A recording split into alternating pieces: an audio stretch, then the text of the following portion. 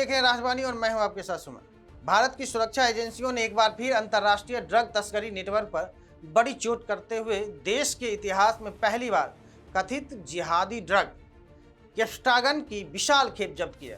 केंद्रीय गृह मंत्री अमित शाह ने इस बड़ी कार्रवाई की जानकारी देते हुए बताया कि नारकोटिक्स कंट्रोल ब्यूरो यानी एनसीबी ने ऑपरेशन रेड पिल के तहत करीब 182 करोड़ रुपए के मूल्य के केप्टागन टैबलेट बरामद किया।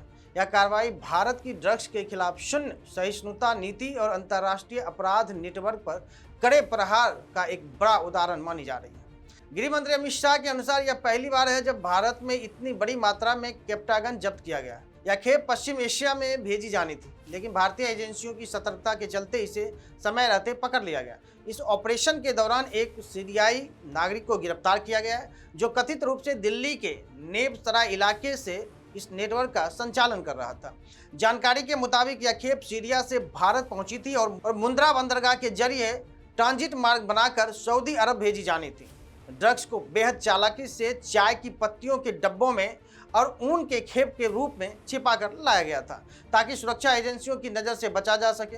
लेकिन एनसीबी, सीमा शुल्क विभाग और अन्य सुरक्षा एजेंसियों की संयुक्त अभियान ने इस तस्करी नेटवर्क को ध्वस्त कर दिया। केप्टागन को जिहादी ड्रग इसलिए कहा जाता है क्योंकि यह अत्यधिक नशेड़ी सिंथेटिक उत्तेजक पदार्थ है, जिसका इस्तेमाल कथित तौर पर कई आतंकी संगठनों द्वारा लड़ाकों को ऊर्जा बढ़ाने, भय कम करने और लंबे समय तक सक्रिय बनाए रखने के लिए किया जाता रहा है। इसे गरीब आदमी का कोकीन भी कहा जाता है। सुरक्षा एजेंसियां अब गिरफ्तार सीरियाई नागरिक के संभावित आतंकी कनेक्शन, वित्तीय नेटवर्क और अंतर्राष्ट्रीय संपर्कों की गहन जांच कर रही है। अमित शाह ने स्पष्ट कहा कि मोदी सरकार नशा मुक्त भारत के लक्ष्य के प्रति पूरी तरह प्रतिबद्ध है और भारत की धरती को किसी भी रूप में अंतर्राष्ट्रीय ड्रग तस्करी के लिए इस्तेमाल नहीं होने दिया जाएगा। उन्हें कहा कि चाहे नशीले पदार्थ भारत में प्रवेश करे या भारतीय मार्ग का उपयोग कर दूसरे देशों तक पहुंचाया जाए, हर ग्राम ड्रग्स पर कठोर कार्रवाई की जाएगी।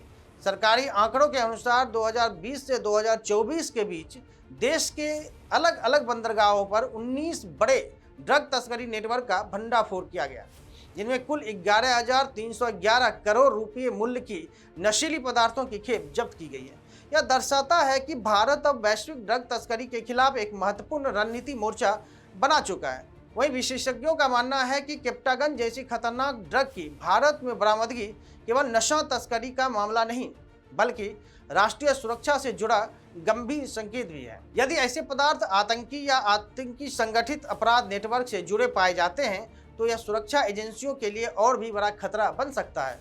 फिलहाल जांच एजेंसियां पूरे नेटवर्क की परतें खोलने में जुटी हुई है, यह जानने के लिए कि ड्रग तस्करी में कौन कौन से अंतर्राष्ट्रीय गिरोह शामिल हैं, भारत को ट्रांजिट रूट क्यों चुना गया और इसके पीछे आर्थिक व आतंकी हित कितने गहरे हैं।